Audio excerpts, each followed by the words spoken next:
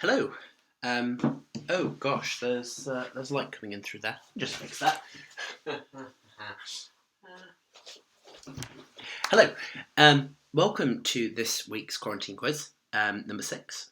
If anyone's counting, it might say number 5 on this video. And if it says number 5, that's because I originally made this as number 5. And when I say originally made this, I mean about 2 minutes ago. Normally I create it so that maybe you get a notification, but no, nothing of the sort this week. Oh well, anyway, welcome. It falls to me to announce the winners of last week's quiz, who were the Revolutionaries. Well done, with 27 out of 40. I will put the answers up for last week's quiz and the week before's, which I still haven't put up. This is all to do with essentially technical difficulties, but they will all go up on the website hopefully today. Let's see if I can do that today. I've got a slight half shadow thing here, so let me just rearrange my light. There we go. And shall we get started? Shall we? Okay. Good. Slightly flustered start, but we're off. Okay, round 1, as ever, it's a warm-up round. So just 10 questions on a variety of subjects to get us going. As ever, if you write down the answers, you can submit them later. Probably better to type them so that you can copy and paste them rather than have to type everything up later. There are, as ever, no prizes, but I will announce who's won in next week's quiz. All right, here we go. Question 1. Which 2018 Steven Spielberg film, set in 2045, was based on a novel by Ernest Cline written in 2011? Which 2018 Steven Spielberg film, set in 2045, was based on a novel by Ernest Cline written in 2011? This week's drink is Chérie.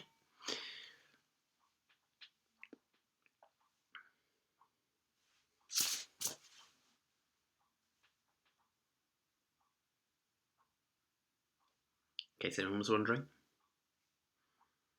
Looks a bit like rosé wine, but it's definitely not. Okay, question 2.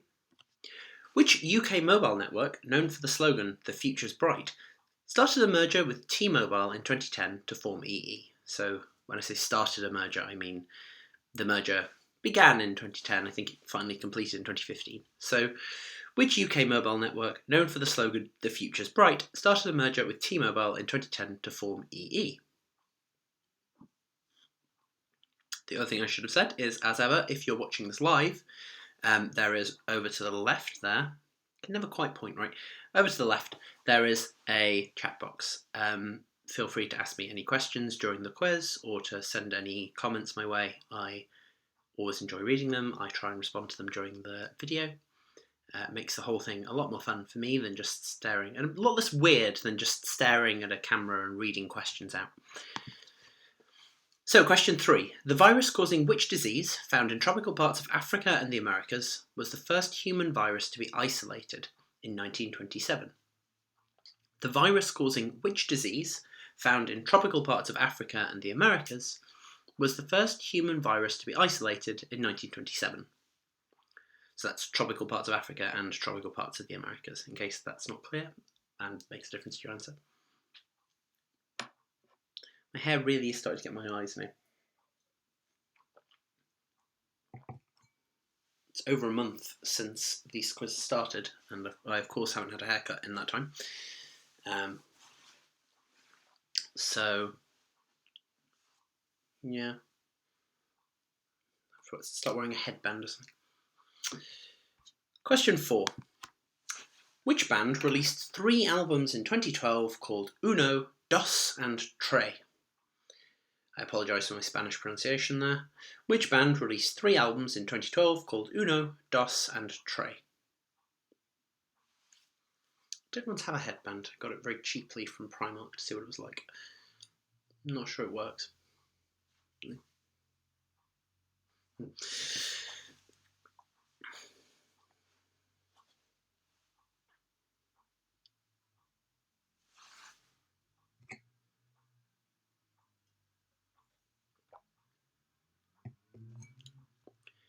Alright then, question 5. Which American department store chain is famous for its little brown bag to hold shopping? Which American department store chain is famous for its little brown bag to hold shopping? I think that was originally just a paper bag, and they've started selling plastic, designer versions of their paper disposable bag, which is slightly weird, but...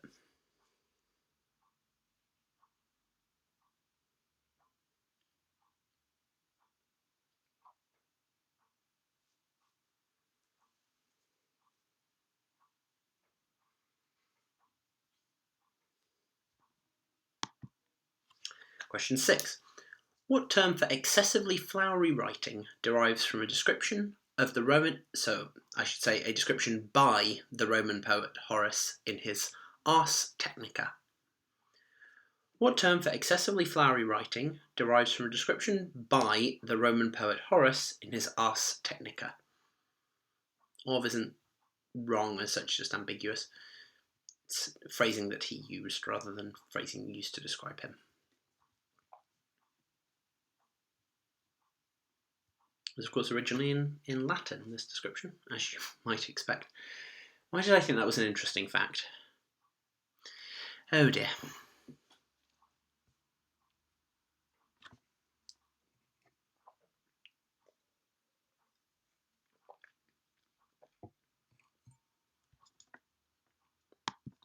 Question 7. Which American sitcom, starring Anthony Anderson and Tracee Ellis Rose, revolves around the Johnson family? Which American sitcom, starring Anthony Anderson and Tracee Ellis Rose, revolves around the Johnson family? Never seen this one, but I think it's supposed to be good. Not sure where it's available in the UK. It is apparently on Prime Video. There you go. Possibly on Sky. Who knows? This doesn't help you since you don't know what it is. Unless you do know what it is, in which case, congratulations, point to you. But, anyway, let's move on. Question 8. Which Turner Prize winning artist frequently appears as his female alter ego, Claire? Which Turner Prize winning artist frequently appears as his female alter ego, Claire? Including on Have I Got News For You at one point, if I recall correctly. I wanted to say IIRC then. Sort of dropping text speak into conversation. Apparently it's on ABC in America, the sitcom from the previous one. Wikipedia does not tell me where it might be in the UK. Oh dear. Excuse me.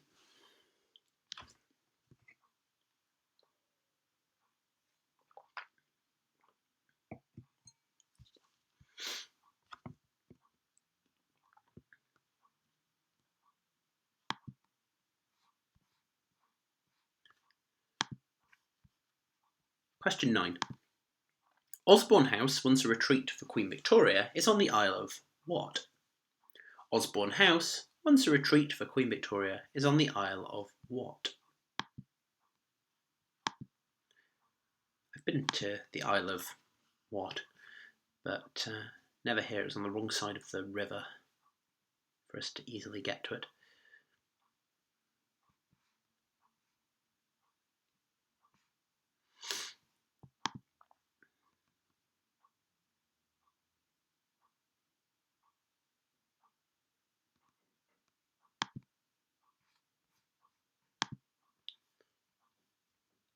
And finally, question 10. Which children's TV show, conceived as a British equivalent to Sesame Street, featured Zippy, Bungle and George?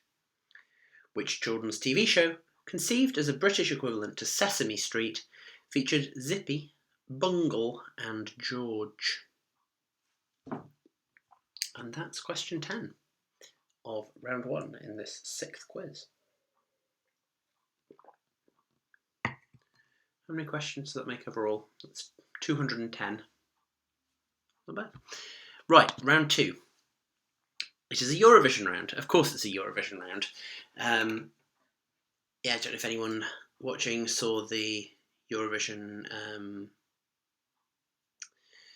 events, let's say, on Saturday. I did. Let me know in the chat if you did. It was a slightly solemn affair for this year's entrants, because they can't enter the same songs again. They decided to uphold the rules. But before that, in the UK at least, there was a BBC programme with some top Eurovision hits of the last few years, and the public were asked to vote on their favourites, and that inspired this round.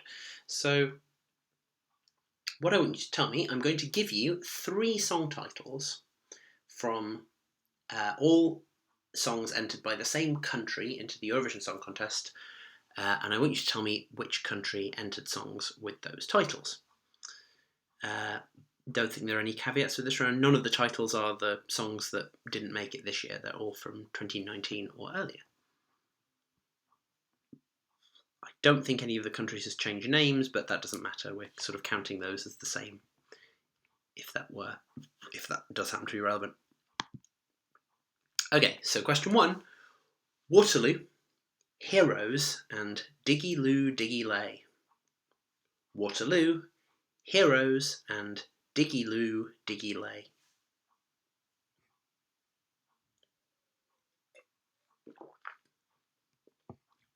Waterloo on the BBC programme was actually voted the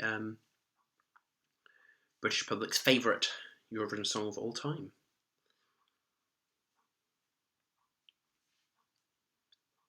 In a surprise to literally nobody. Question 2. Cry Baby, Ooh Ah Just a Little Bit, and Congratulations. Cry Baby, Ooh Ah Just a Little Bit, and Congratulations. Technically, I think the Eurovision Song Contest is regarded as a competition between broadcasters rather than countries, so if you do want to give me the name of the broadcaster that entered the songs in each case, I can't technically say you're wrong. I would rather you didn't, because I don't really want to cross-reference my list of countries to my list of broadcasters, but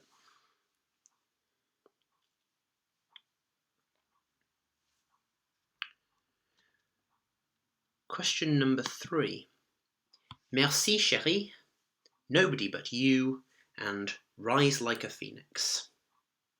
Merci, Chérie, Nobody But You, and Rise Like a Phoenix.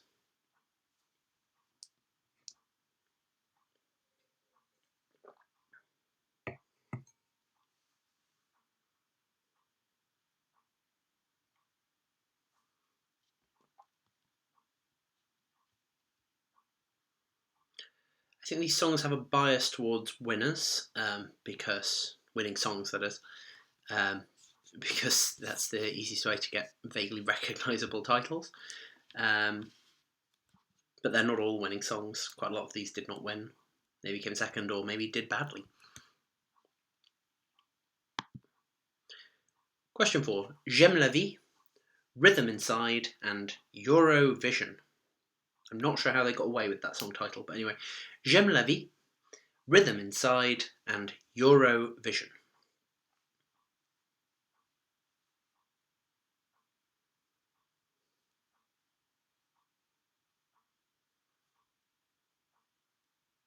Rhythm Inside also made it to the BBC show, and I think is a deeply underrated song. You should go listen to it after this.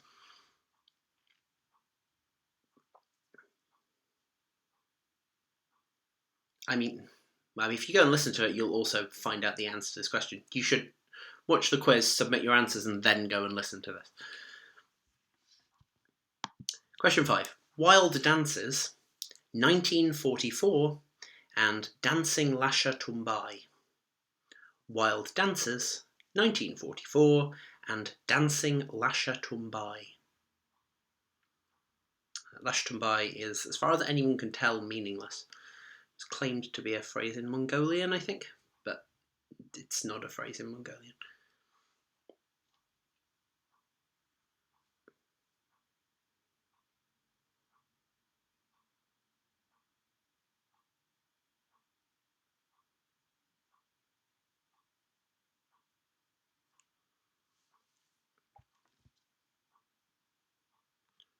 Question number 6.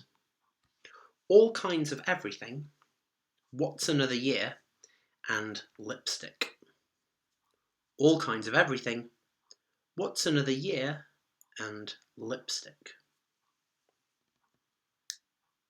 I knew the song All Kinds of Everything, but I did not realise until this weekend that that was in fact a Eurovision song. Eurovision winner, in fact. I thought it was from a musical.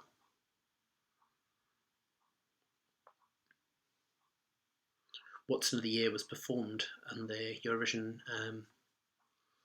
this pan-European Eurovision programme. Sort of, well, for obvious reasons, given the postponement of this year's contest. Say postponement, cancellation, I suppose. But it will be hosted in the same country next year. Question 7. Ding-a-dong, Calm After the Storm, and Arcade.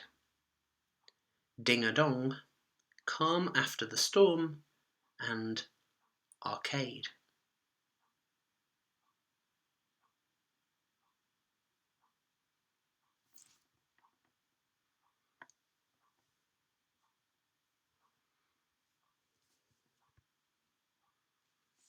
I think Calm After the Storm came second.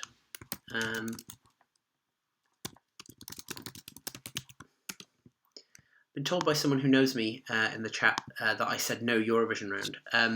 I did. I changed my mind after I'd said that. I had decided that I wasn't going to have round 4 as a Eurovision round for the reason that it felt slightly too specialised, too hard to get. Like this, you can have a guess at even if you don't know Eurovision, whereas a Eurovision with actual questions felt a little bit niche. And I usually like round 4 to be one that's kind of on a vague theme rather than anything specific to a given topic. Let's move on. Question 8. We Are the Winners, Eastern European Funk, and C'est ma vie. We Are the Winners, Eastern European Funk, and C'est ma vie. Yes, no, Calm After the Storm. What did that lose to? Oh, right, that lost to another one of the ones from this round, Rise Like a Phoenix. I think it was tipped to win, though. Well, tipped to do well, at least.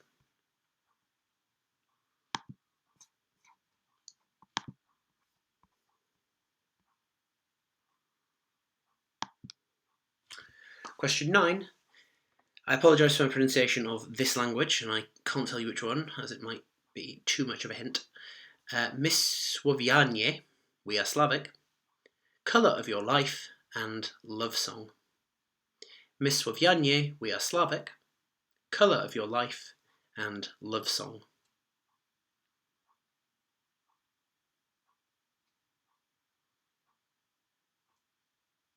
I think Mysłowianie essentially translates as We Are Slavic. It's not literal, but pretty close.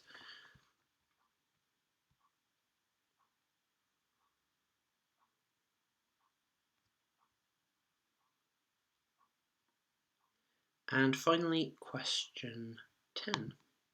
The Social Network song, Chain of Lights, and Say Na Na Na.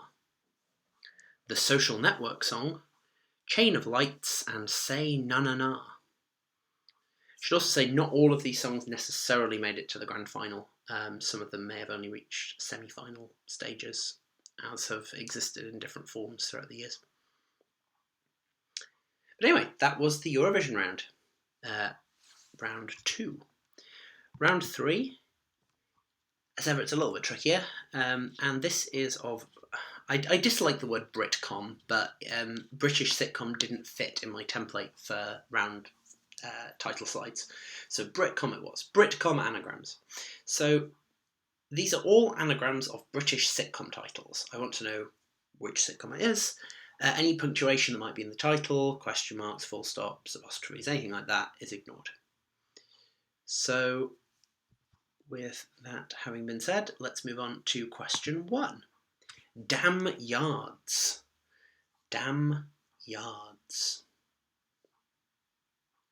In case anyone thinks I'm actually good at coming up with these, a lot of these came with the help of the Internet Anagram Server, which is a great website that provides anagrams for any string, and it has all sorts of clever features where you can tell it, I want to. Okay, well, including this word isn't that hard. You just deduct that and find anagrams for the rest. But, find anagrams containing specific words as well. No, that's what I just said. Find anagrams excluding specific words as well, which is particularly helpful for some of these because it kept giving things that were too close to the original. So, damn yards for question 1. Question 2, fooled 8. Fooled 8.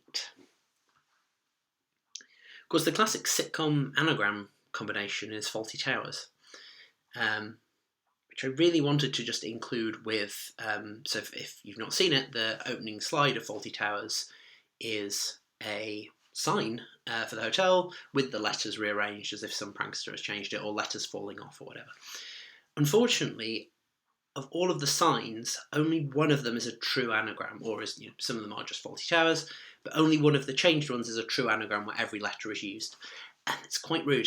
And I tried to keep this quiz relatively family friendly, so I didn't really want to include it, but and it felt like sacrilege somehow to put my own anagram up for Fawlty Towers, so there is no Fawlty Towers in this round. Question 3. Resurveyed begonia. Resurveyed begonia.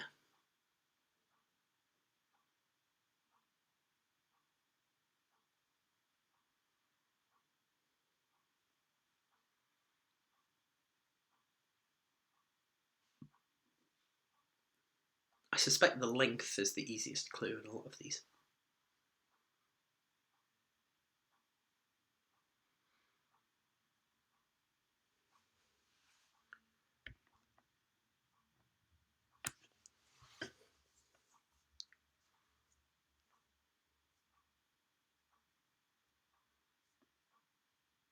Fortunately, I couldn't include some of my favourite sitcoms on here. Outnumbered is another one that I very much like, but I didn't put it as an... If I did put it as an answer, I've kind of spoiled my own question there. But I wanted to include Outnumbered just because I love Outnumbered so much. But most of the anagrams you get for things like numbered out, which I felt was a bit easy. Question 4. Nylons or falsehoods? Nylons or falsehoods?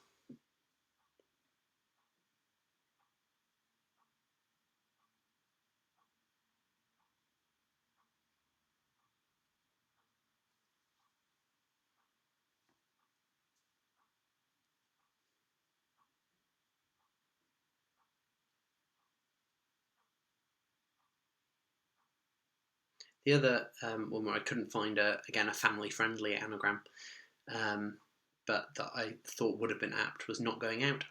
But again, most of the anagrams are all things like going and outgoing, and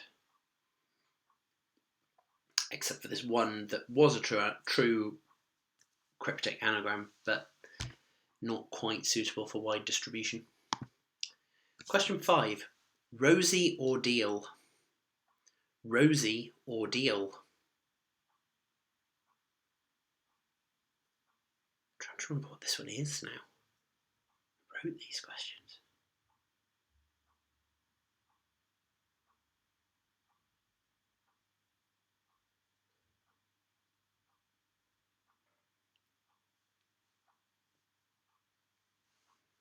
Nope, can't remember.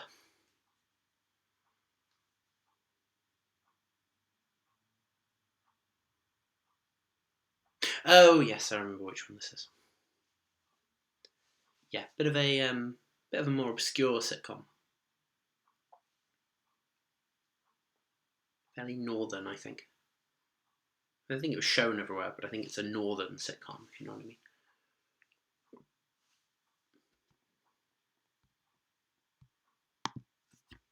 Question 6. Darned nifty hiring. Darned nifty hiring.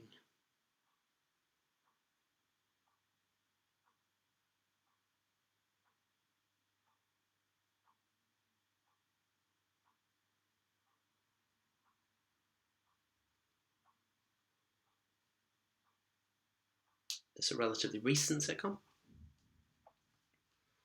on Channel 4, I think.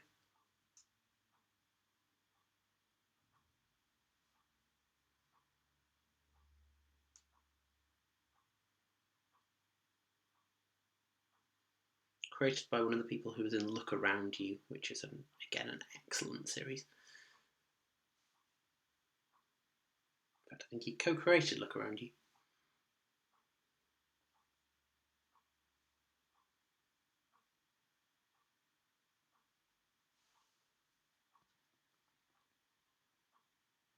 Look Around You is a sort of parody of, well, the first series is a parody of schools programs, the second is a parody of programs like Tomorrow's World, and it's all just excellent. Question 7. Through intense B. Through intense B.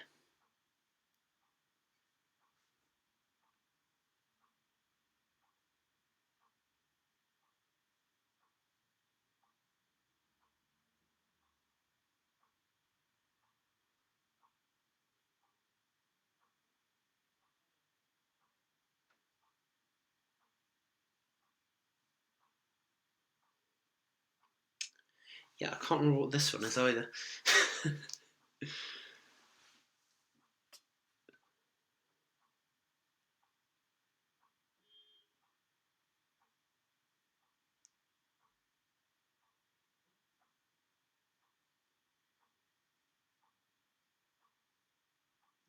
Nope, that's not coming to me. Oh no, I know what that is, yeah. Question 8. Cabled dark. Cabled dark.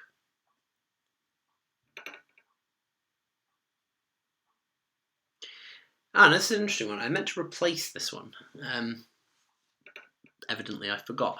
The reason I meant to replace this one is that technically this is the name that the series isn't commonly known by. It's not technically the name of any of the individual series of the show. That probably is a fairly heavy hint if you know your British sitcoms. Yeah, technically not the name of any individual series, but the name of the show as a whole. Yes, I therefore meant to replace this one because I thought it was perhaps an unfair question, but I didn't, so you're stuck with it. Sorry. Question 9. Deadlier Inns. Deadlier Inns. This is a Victoria Wood one.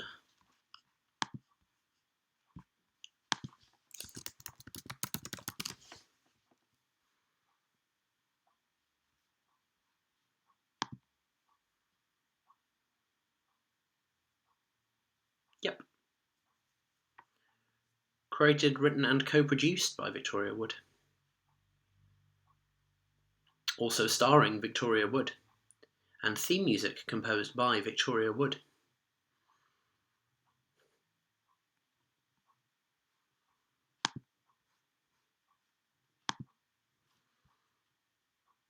And finally, question 10. Without Mr. Femaleness. Without Mr. Femaleness. This is one from my neck of the woods, originally. As you can maybe tell from my accent, I'm pretty northern. This is another northern sitcom, but even closer to home.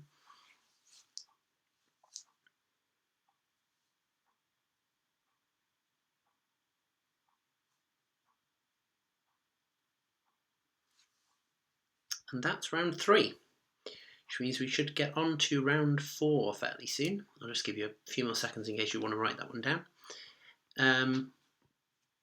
And we'll move on to round 4, which as ever is a theme round. So this week's theme, because it is International Museum Day today, I think, so as a result we have a round on the theme of museums. This is not just going to be a sort of history round or about museums. It's relatively varied as I try to make round 4 every week. So yeah, 10 questions on the theme of museums, starting with question 1. The word museum derives from an ancient Greek word meaning temple to the muses. Which of the muses was worshipped as the muse of history? The word museum derives from an ancient Greek word meaning temple to the Muses. Which of the Muses was worshipped as the muse of history?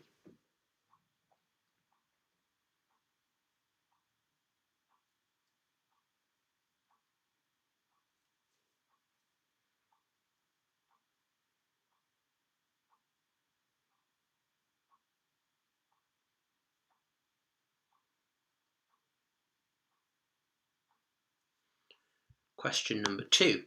The original museum, the source for the modern word, was in which city? It was closer to a modern university than a museum and contained a famous library. The original museum, the source for the modern word, was in which city?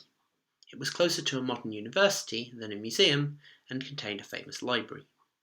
By closer to, I mean it was closer to being a modern university, being like a modern university, not it was fairly close to a modern university in physical distance.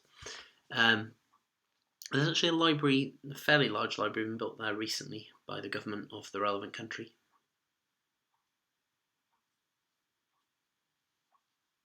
But the library in question was previously destroyed. Question number 3.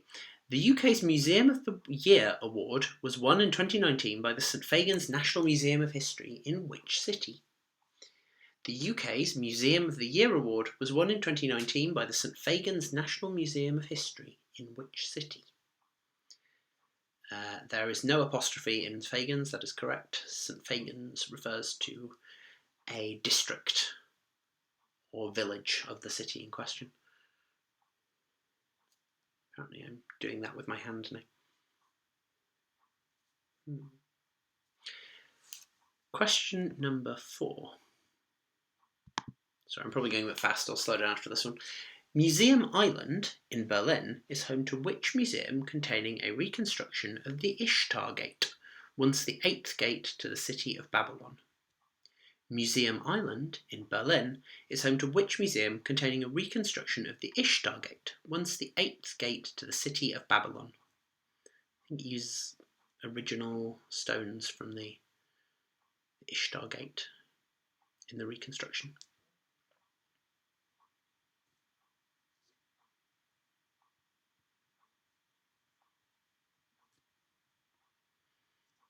I've been to Museum Island. I have never been to any of the museums on it, but I've been to the island. Fun fact.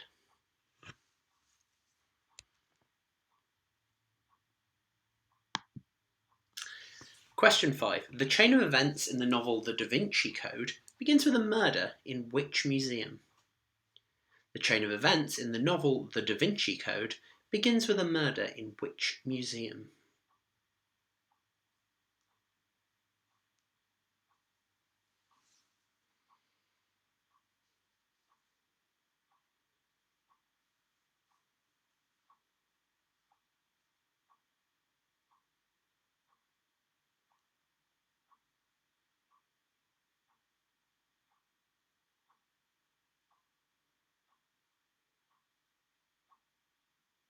Question number 6.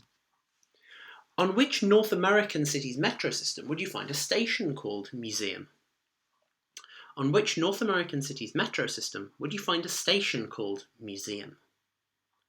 This is a harder question than I really should have put in this round.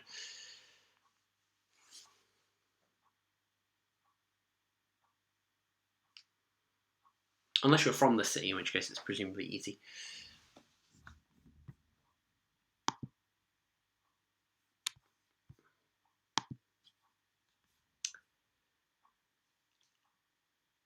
Question number 7. The documentary series Musaeum, produced by BBC Wales, went behind the scenes at which institution? The documentary series Musaeum, produced by BBC Wales, went behind the scenes at which institution? Hint, it's a museum. Hello to one of my viewers who knew question 6. I genuinely didn't think anyone would.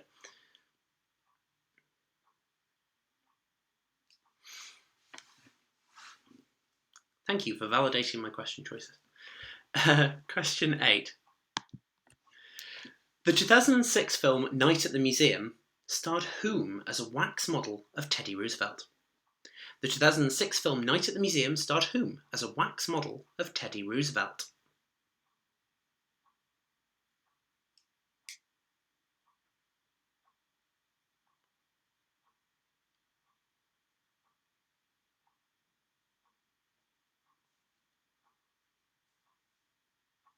I should say the wax model moved in the film, it wasn't just that he stood there.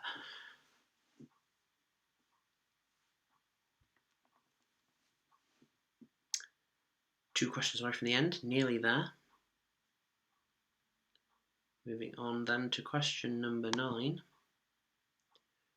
Which artist had a song called Musaeum on his album Mellow Yellow? Which artist had a song called Musaeum on his album Mellow Yellow? Possibly the album title there is a bigger clue than the song.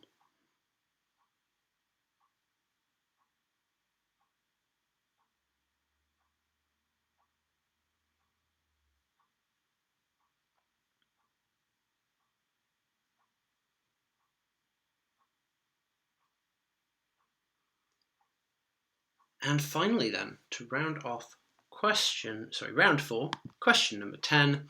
ABBA the Museum contains a piano connected to a piano in the home of which member of ABBA? When they play the piano at their home, the piano in the gallery plays too. This possibly uses the word piano too many times, this question, but anyway. ABBA the Museum contains a piano connected to a piano in the home of which member of ABBA? When they play the piano at their home, the piano in the gallery plays too. And that's it. That is 40 questions in quiz number 6, which means 240 questions so far on this channel, which is a bit wild to think about that. But anyway, so you'll want your instructions on how to submit. So if you'd like to submit, if you've watched before, you'll probably know this, but if you go to www.alexquiz.fun/submit, you'll find a form there. If you type your answers in there or copy and paste them or whatever, and a team name, which I will read out if you win. The deadline for doing that is midnight at the end of tomorrow, which is the 19th of May 2020 in UK time. Any later than that and your answers will be discarded. There's a sort of formal ceremony for that. I print them off on brand new paper and then ceremonially tear them up and put them in the recycling. I don't do that. Anyway, there we go. That was quiz number 6. If you enjoyed this, please hit that like button at the bottom. If you didn't enjoy this, then you can hit the dislike button, but it hurts my feelings, so please don't. Also, feel free to comment. Also, do click that subscribe button, click the little bell so you'll get notifications, and share this with your friends if you enjoyed it. The more the merrier, as they say. Until next week then, I hope everyone is staying safe, staying well, staying at home as much as possible, and I will see you next week then on Monday, because this has become a regular thing now, it seems. So I will see you next week on Monday for the winners, to announce the winners of this week's quiz, and to give you another 40 questions on a theme yet to be determined. If you have any ideas, pop to my website, there's an email address, you can send me some ideas. But otherwise, I'll put the instructions back up. Have a great week, and goodbye.